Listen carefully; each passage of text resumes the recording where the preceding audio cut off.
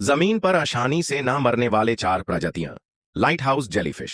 Light house jellyfish वो पहली प्रजाति है जो ह्यूमंस ने डिस्कवर की है, जो टाइम के इफेक्ट से बच सकती है। इनका शरीर वक्त के साथ बुढ़ा नहीं होता, बल्कि ये वापस जवान हो सकते हैं और ये साइकिल बार बार रिपीट होता है।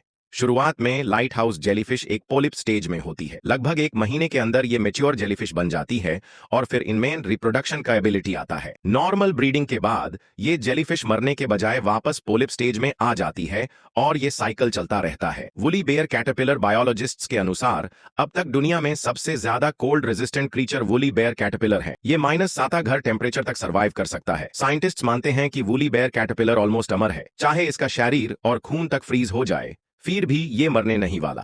तार्डिग्रेड वाटर बेयर। अगर ओवरऑल देखा जाए तो तार्डिग्रेड सबसे ज्यादा जिंदा रहने वाली प्रजाति है। ये हाई टेम्परेचर, लो टेम्परेचर और एक्सट्रीम एनवायरमेंट्स में सर्वाइव कर सकती है। इसकी लाइफ भी काफी लंबी होती है, हजारों साल तक जी सकता है। टार्डिग्रेड्स इतनी अडेप्टेबल हैं कि अर्थ पे लगभग 900 अलग प्रजातियां एग्जिस्ट करती हैं। कुछ डीप सी के हाई प्रेशर में रहती हैं, कुछ स्नो कैप्ड माउंटेन्स पर, कुछ ड्राई डेजर्ट्स में और कुछ हॉट स्प्रिंग्स या वॉल्केनोज के आसपास। कुछ तो अंटार्कटिका के बर्फ के नीचे भी मिलते हैं।